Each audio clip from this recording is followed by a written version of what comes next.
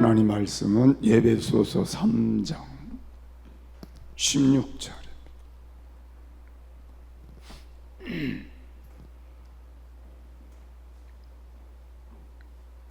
한 절만 같이 읽겠습니다. 그 영광의 풍성을 따라 그의 성령으로 말미암아 너희 속사람을 능력으로 강건하게 하옵시며. 아멘. 우리 함께 인사하겠습니다. 할렐루야. 능력 주신 자 안에서 모든 것을 할 수 있습니다. 아멘. 오늘은 속사람이 강건하게 라는 말씀을 여러분과 함께 나눌 것입니다. 특히 오늘 본문의 말씀 속에 바울 사도는 겉사람을 강건하게 그렇게 말하지 않고 속사람을 강건하게 라는 말을 했습니다. 참된 사람은 속사람이 강건한 사람이다, 그렇게 볼 수 있고, 하나님의 사람도 속사람이 강건한 사람이다. 새로운 피조물이 된 사람도 속사람이 강건한 사람이다, 그렇게 볼 수 있습니다. 속사람은 첫 번째로 성령을 통해서 능력으로 강건해진 사람입니다. 성령은 오순절 때 임했던 그 성령도 우리가 말씀하는 것이지만, 지금 현재도 우리 속사람에게 들어와서 날마다 함께 하시면서 우리의 삶을 의미 있는 삶으로 만들어가게 하시는 분이 성령이십니다. 그래서 내주하신다, 그렇게 말씀할 수 있습니다. 그래서 로마서 8장 26절 말씀을 보면 이와 같이 성령도 우리의 연약함을 도우시나니 우리는 마땅히 기도할 바를 알지 못하나 오직 성령이 말할 수 없는 탄식으로 우리를 위하여 친히 간구하시느니라. 오늘 우리가 함께 나누었던 내게 능력 주시는 자 안에서 내가 모든 것을 할 수 있느니라. 이 모든 역사는 바로 성령의 역사요, 성령의 도우심이요, 성령이 하시는 일임을 알 수가 있습니다. 그래서 하나님은 그 모든 것을 지금은 본인이 하시는 게 아니고 성령을 통해서 공급하시고 또 성령을 통해서 전달해 주시게 되는 것입니다. 이 성령님이 우리의 속사람을 능력으로 강건하게 해야만 우리가 강건한 심령을 가지고 하나님이 기뻐하는 믿음의 삶을 잘 살아갈 수가 있습니다. 우리말로 표현하면 거듭난 사람, 거듭나게 하는 영을 성령이라 그렇게 말할 수 있고, 거듭난 사람을 성령의 사람이라 그렇게 말할 수 있습니다. 그래서 성령으로 거듭나 하나님의 영이 우리 안에 내주하시는 사람, 그래서 하나님의 영과 연합된 사람을 가리켜서 속사람이 강건한 사람이다.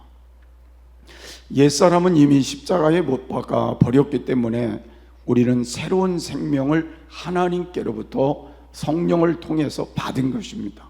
그래서 여러분과 저는 예수 믿는 것이 왜 복된 것이냐면, 우리가 세상 사람과 다른 존재라는 걸 우리가 느끼기 때문에 그렇습니다. 세상 사람은 옛사람으로 사는 거지만 우리는 성령 안에서 예수님을 통해 우리가 제사함을 받고 거듭난 새 사람으로 사는 거니까 우리는 하나님 안에 복된 삶을 갖게 되는 것입니다. 그래서 우리는 거룩한 생명으로 사는 거예요.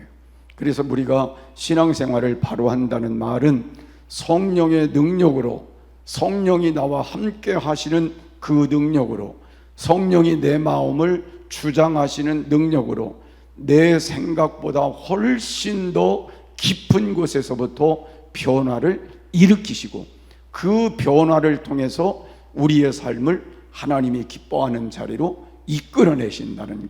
그러니까 성령이 우리 안에 오시면 그 능력이, 그 하나님이 함께 하시는 영이, 그 영이 내 마음을 주장하심으로 깊은 곳에서부터 변화를 일으키시는 것. 그래서 여러분이 성령을 바로 체험한 사람들은 변화된 모습을 우리가 쉽게 느낄 수가 있습니다. 그래서 그 성령의 역사가 끊임없이 지속되는 사람은 끊임없이 거룩한 삶을 사는 거예요. 끊임없이 하나님의 영에 이끌리는 삶을 사는 거예요. 근데 어느 날 우리는 그 영이 우리 안에서 점점 멀어진 삶을 살아가기 때문에 우리가 또 변질된 삶을 사는 거죠. 그래서 성령은 우리에게 말씀을 이렇게 합니다. 충만하라. 그래서 충만해야만 끊임없이 그 삶 안에서 우리의 신앙이 성숙된 신앙으로 살아갈 수 있게 되는 것입니다. 그래서 우리가 가만히 생각해 보면 나도 모르는 사이에 내 마음을 내가 주장해서 살게 되면 성령은 내 안에 계실 수 있지만 결과적으로는 나도 모르는 사이에 내 생각이 점점 하나님이 원치 않는 길로 가게 되는 거예요. 그래서 영적으로 어두워지게 되는 것이고, 그리고는 결과적으로는 하나님의 사랑의 자리에서 점점 멀어지게 되는 겁니다. 그래서 우리는 늘 우리를 점검해 보고 하나님의 영이 내 안에서 내주하시기에 부족함이 없는지, 또 불편함이 없으신지, 잘못된 것이 없는지를 살펴서 언제나 성령이 내 안에서 내주하시는 그런 삶을 사는 것이 중요하다는 걸 다시 한번 깨닫는 그런 시간이 되시기를 바랍니다. 그래서 하나님의 자녀들은 하나님의 영인 성령과 함께 사는 삶을 말한다, 그렇게 볼 수 있습니다. 사람도요, 누가 주도권을 잡느냐에 따라 그 삶이 달라져요. 부부간에 살아도요, 주도권을 누가 잡느냐에 따라 가정이 달라져요. 맞지요? 교회도요, 누가 주도권을 잡느냐에 따라 교회도 달라질 수 있어요. 근데 오늘 우리의 삶 속에 주도권을 누가 잡느냐는 더 중요한 거예요. 그래서 여러분이 하나님 앞에 내가 주도권을 잡고 신앙생활을 하려고 하면 점점 우리가 하나님과 멀어지고 부패할 수 있지만, 우리의 주도권을 하나님이 잡고 성령이 잡고 가도록 하면 우리의 삶은 갈수록 더 영적으로 풍성한 삶과 하나님의 은혜의 삶과 하나님의 축복의 삶과 하나님의 능력이 함께하는 삶과 치료의 삶과 변화의 삶과 우리의 삶을 복되게 하는 열매들이 맺혀지게 되는 거예요. 그래서 주도권을 누가 잡느냐는 이만큼 중요하기 때문에 오늘 여러분이 성령에게 우리의 주도권을 넘기고 살자는 겁니다. 그렇게 하는 삶이 될 때 속사람이 더 강건해지고 또 그의 인도하심을 통해서 더 값진 열매를 거두게 될 줄을 믿으시기를 바랍니다. 그래서 교회는 교회 안에서 신앙생활을 잘하는 교인을 만들면 안 된다는 거예요. 오늘 우리가 기능적인 교인이 되면 교회 안에서는 신앙생활을 잘할 수 있는데, 진짜 속사람이 강건하지 못한 이 삶을 살게 되면 나가서는 엉터리로 산다는 거예요. 그래서 교회에 훈련을 어디다 둬야 되느냐 하면 속사람이 강건해지도록, 성령으로 속사람이 강건한 삶을 살도록 훈련을 시키는 게 교회가 해야 될 일이라는 겁니다. 그래서 우리 교회도 그렇게 훈련이 됐으면 좋겠어요. 그래서 우리 교회가 교회 안에서만 신앙이 좋은 사람이 아니라 어디를 가든지 그 속사람이 강건한 삶을 가지고 살아가는 삶을 보여주는 그런 성도들이 되게 될 때 우리가 가는 곳마다 하나님의 살아계심을 증거하는 삶이 될 것입니다. 그래서 실제적인 속사람의 삶은 예수님과 일치된 삶을 의미하는 것이고 거룩한 영이 존재하는 삶을 의미하는 것입니다. 그래서 우리의 인격과 우리의 모든 삶이 예수님을 닮아가고 하나님을 닮아가는 삶을 갖는 것이 우리에게 바로 중요한 것이라는 걸 다시 한번 깨닫고, 오늘 이후에 성령으로 충만해서 이와 같이 속사람이 강건한 삶을 사시기를 바랍니다. 두 번째로, 속사람이 강건하다는 말은 좋은 집으로도 설명할 수 있습니다. 여러분, 좋은 집을 지으려면 누가 있어야 돼요? 좋은 기술자가 있어야 돼요. 또 누가 있어야 돼요? 좋은 건축 재료가 있어야 돼요. 그리고 무엇보다 견고한 뭐가 있어야 돼요? 터가 있어야 돼요. 근데 집을 짓는데 터가 없는 데다 집을 질 수 있을까요? 없어요. 재료가 좋지 않으면 어떻게 돼요? 부실한 집을 짓게 되죠. 그리고 건축자가 시원찮으면 어떻게 돼요? 엉망인 집을 짓게 되겠죠. 그래서 집을 질 때는 좋은 건축 설계사가 있고 건축자가 있어야 되고, 그 다음에는 좋은 재료가 있어야 되고, 그 다음에는 좋은 터가 있어야 되는 거예요. 그래서 마태복음 7장에 있는 말씀을 보면, 즉 지혜로운 자가 지은 반석 위에 집은 바람이 불고 창수가 나고 비가 내려도 흔들리지 않고 든든히 서일 수 있으나, 어리석은 자가 세운 모래 위에 집은 바람이 불고 창수가 나고 비가 내리면 다 무너진다. 그렇게 마태복음 7장 24절에서 27절에 말씀을 했어요. 여러분, 우리가 이 땅을 살아가는 동안 이 말씀이 어떤 말씀일까 하면, 예수님께서 지혜로운 자라는 말을 뭘로 표현을 했어요? 말씀을 듣고 말씀을 어떻게 가지고 사느냐에 따라 지혜로운 자도 될 수 있고 지혜롭지 못한 자도 될 수 있다는 걸 설명하는 말씀이에요. 그래서 우리가 하나님 앞에 집을 잘 영적으로 지면 좋은 인격이 오게 되고 좋은 삶이 오게 되는 거잖아요.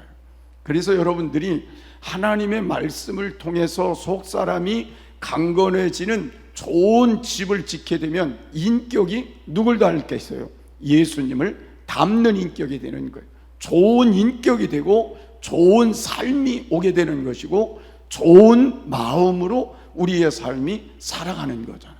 그래서 생각이 좋아지고 행동이 좋아지고 삶이 좋아지는 거죠. 그래서 우리가 살아갈 때 지혜로운 건축자, 지혜로운 터를 우리가 하나님 앞에 무엇로 비유할까를 우리가 성경을 찾아서 말씀을 보니까, 고린도전서 3장 10절에는 진정한 터는 예수 그리스도라 그렇게 말씀을 하고 있고, 그 다음에 쭉 내려가서 보면 여기에 예수님 말씀하신 건 지혜로운 자가 반석을 위에 집을 짓는 자와 같다 말씀한 건 말씀 위에 집을 짓는 것이라는 걸 말씀하고 있어요.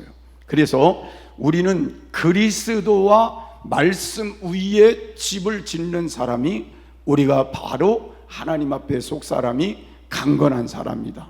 그래서 여러분들이 신앙생활을 하면서 제일 중요하게 여겨야 될 게 뭐냐면 예수님과의 관계, 그 다음에 말씀과의 관계를 어떻게 갖고 사느냐가 중요한 거예요. 그래서 여러분이 예수님과의 나와 삶의 관계를 좋게 하고 말씀이 늘 내 안에 살아있게 하면 그 사람의 인격과 성품과 그의 삶이 예수님을 닮아갈 것이고, 말씀을 토대로 해서 우리의 삶이 세워져 가니까 온전한 삶을 하나님 앞에 갖게 된다는 겁니다. 그래서 나는 여러분들이 살아가는 동안 오늘부터 이 관계를 형성했으면 좋겠어요. 그래서 예수님과의 관계를 좋게 하고 말씀을 토대로 해서 우리가 좋은 집을 져가면서 하나님 앞에 속 사람이 강건해지는 그런 삶을 가졌으면 좋겠습니다. 또한 우리가 살아가는 동안 하나님 앞에 중요한 것은, 속 사람은 좋은 속 사람의 강건은 뿌리라고 설명할 수도 있습니다. 이 뿌리라고 하는 건 우리가 생각해 보면 굉장히 중요하다는 생각을 할 수 있는 게, 벼랑 위에 이렇게 바위나 이런 데 보면 나무가 자라는 거 볼 수 있죠. 그 다음에 우리가 저런 어떤 걸 개간을 해서 이런 사람들이 뭘 심을 때 막 돌도 많고 막 이런 데다가 심어놓은 것과 아주 옥토에 심어놓은 것과는 또 차이가 있죠. 똑같은 과일나무를 심든지 나무를 심어도 또 나무가 자라도 그 터에 따라서 그 뿌리가 얼만큼 들어갔느냐에 따라서 달라질 수 있다는 거예요. 그래서 저는 이 말씀도 좀 중요하게 여겨야 될 말씀이라는 걸 알 수가 있습니다. 그래서 여러분들은 속 사람이 강건해지려면 뿌리를 깊이 박는 게 중요하다는 거예요. 그래서 어디다가 뿌리를 깊이 박아야 되겠어요? 어디다가요? 제가 전자에 말씀드린 게 똑같은 거죠. 예수님에게 뿌리를 깊이 내리는 것도 중요하고, 또 하나는요, 말씀의 뿌리를 깊이 내리는 게 중요한 거예요. 그러면 말씀의 뿌리를 깊이 내린 사람들이 그 성장하는 것들이 영적으로 잘 될까요? 안 될까요? 잘 될 수밖에 없겠죠. 예수님에게 뿌리를 깊이 내린 사람이 잘못될 수 있을까요? 잘못될 수가 없죠. 그 뿌리가 흔들릴 수가 없잖아요.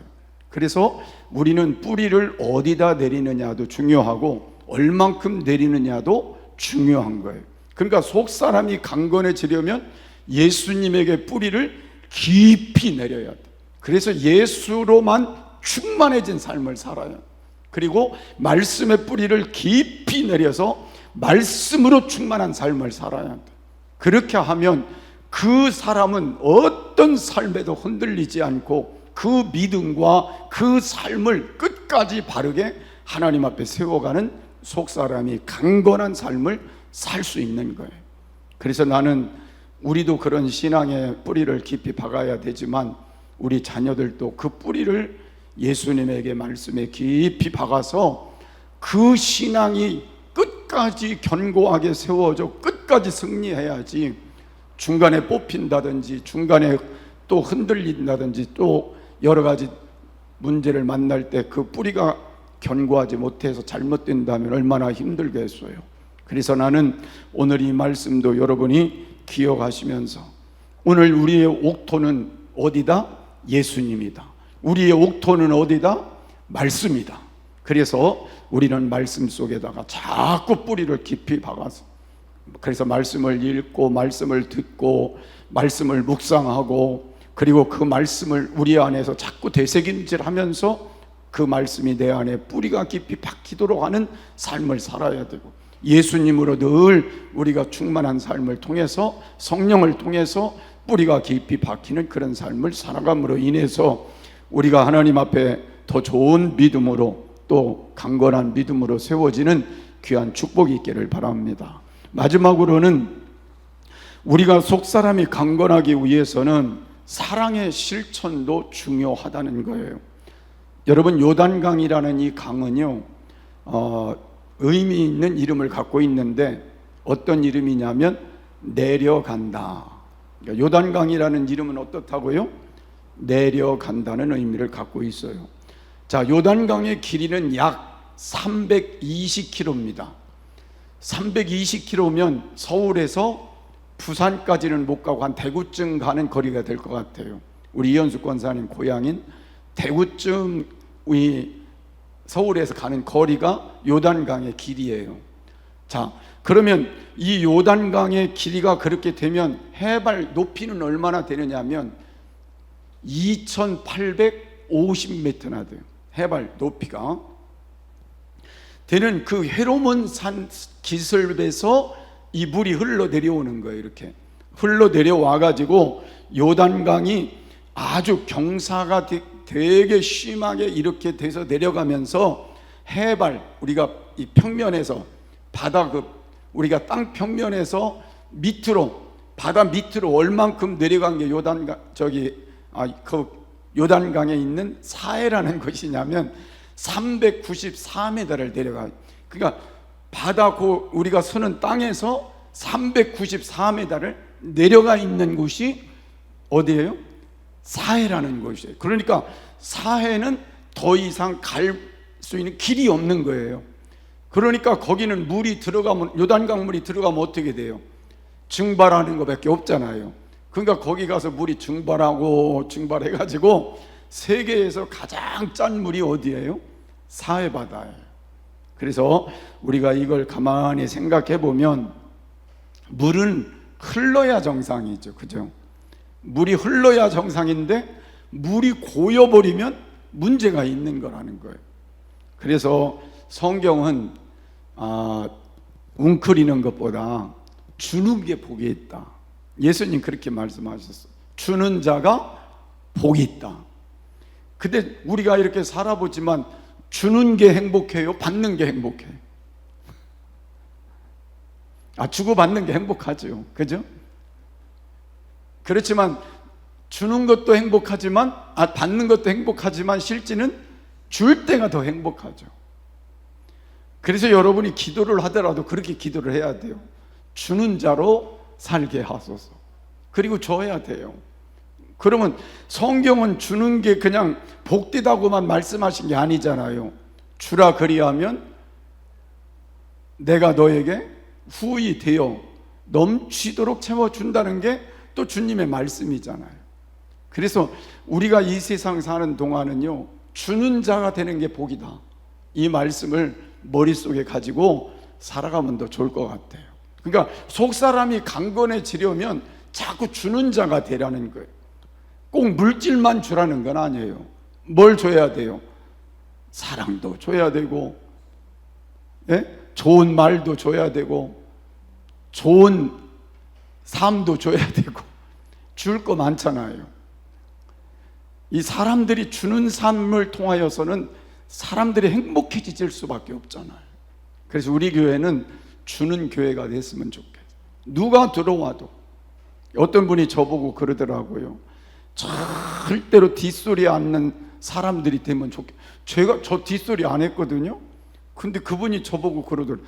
절대로 뒷소리 않는 사람이, 그 누구 보고 하는 소리인지 모르지만 뒷소리 않는 삶이 참 좋을 것 같다. 그래서 제가 공감을 했어요.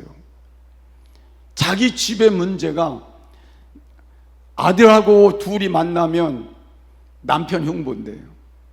딸하고 만나면 남편 흉본대요.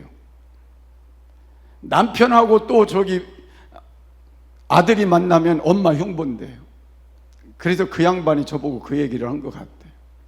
그래서 제가 그런 얘기를 했어요.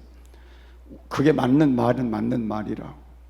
어떤 걸 주느냐에 따라 달라질 수는 있지 않겠냐. 그래서 좋은 말 주자는 거예요. 좋은 말.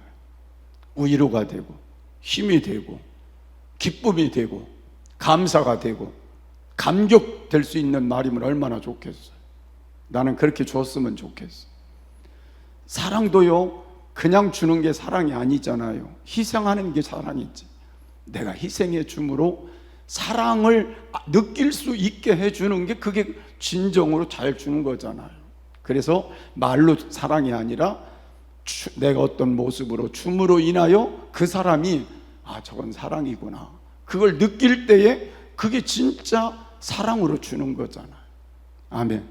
그걸 우리 가족들에게 주고 성도들에게 함께 나누고 이웃들에게 함께 나누는 삶이 중요한 거예요. 그리고 물질로도 나는 지금 없으니까 뭐 그렇게 하면 안 되죠. 있는 것으로도 줄 수 있어야 되는 거예요. 지금 우리가 가지고 있는 것으로도 나눌 수 있어야 되는 거예요.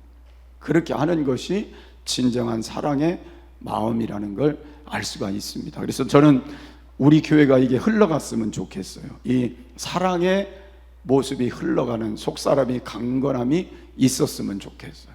그렇게 하심으로 교회도 좋아지고 여러분 가정도 좋아지는 귀한 은혜가 있기를 바랍니다. 이게 누가 제일 먼저 가르쳐 주셨어요? 하나님이 우리에게 가르치신 거예요. 하나님이 예수님을 이 땅에 흘러보내시고, 예수님은 그 생명을 누구에게요? 죄인인 우리를 위해 흘러보내시고, 흘러보낸 걸로 끝난 게 아니라 그 결과로 인류는 어떻게 됐어요? 구원의 길을 얻어 천국 가게 되고, 예수님은 희생한 거로 끝난 게 아니라 하나님이 높여서 하나님 보좌에 앉게 하시고, 모든 인류가 주로 예수님을 섬기게 되고 영광을 얻게 되고, 그랬으니까 흘러가는 게 결국은 헛된 것이 아니었음을 하나님이 우리에게 가르쳐 주셨잖아요. 그래서 우리도 그런 마음을 가지고 잘 흘러보내자. 그 사랑으로 이런 흘러보내는 속사람이 강건했으면 좋겠다. 그런 마음을 함께 담으시기를 바랍니다. 어떤 청년이, 요것만 예화 드리고 이제 끝낼게요. 차 사고를 당했는데 얼마나 큰 사고를 당했는지 양쪽 눈 안구가 터져가지고 그냥 수술하면 눈은 소생이 안 돼도 사람은 살아야 되니까 수술을 해야 될 그런 지경에 있는데, 이 사람이 수술을 않는다는 거예요. 눈도 두 개 다 보는데 내가 수술을 하면 뭐하냐, 그냥 죽겠다. 그러니까 의사가 그렇게 말했습니다. 생명은 소중하니 그래도 수술하자. 죽겠다고 하는 사람을 강제로 잡아다가 마취를 해가지고 수술을 시켰어요. 그리고 얼마 후에 그 사람에게 의사가 찾아와서 이렇게 말했습니다. 축하하네.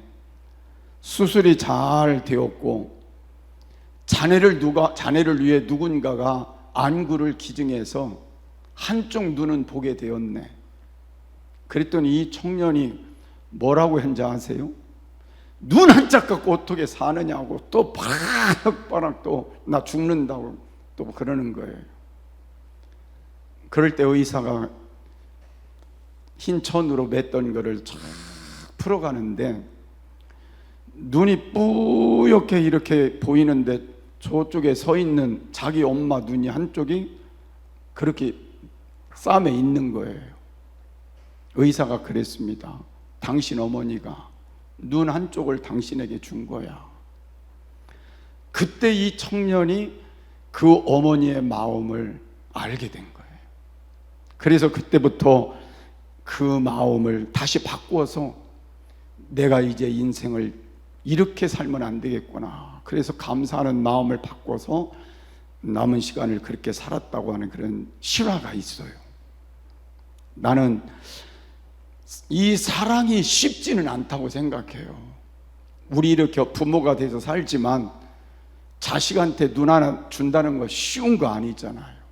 그 어머니는 진실한 마음으로 그 아이를 위해 그 사랑을 표현하고 준 거잖아요. 그 아들이 그 사랑을 깨닫게 되니까 그 사랑 때문에 변화가 된 거잖아요. 우리가 그런 마음으로 사랑을 흘려보내는, 속사람이 좀 강건한 사랑을 표현할 줄 아는 그 모습이 가정으로 다시 돌아가 세워졌으면 좋겠어요. 우리 교회가 그 사랑으로 다시 세워졌으면 좋겠어요. 우리 이웃들에게 그 사랑이 세워졌으면 좋겠어요. 그래서 속사람이 강건하게 우리가 살아가는 삶을 통해 많은 사람들에게 그리스도를 증거하고 보여주는 그런 삶이 연결되기를 주의 이름으로 축복합니다. 그래서 속사람은 뭘로만 할 수 있어요? 성령이 내게 오심으로만 일으키는 변화라는 걸 꼭 기억하시고 성령으로 충만하도록 기도하는 삶이 되어야 되고, 뿌리를 말씀 위에 예수님께 깊이 박는 그런 삶이 되고, 터 되시는 예수님의 그 기초 위에다가 우리가 속사람이 강건하도록 세워가는 삶이 돼야 되고, 사랑은 어떻게 해요? 흘러가게 하는 거니까 이 사랑이 흘러가도록 힘쓰는 삶을 살아보자. 그런 마음으로 여러분 승리하시기를 바랍니다. 아멘.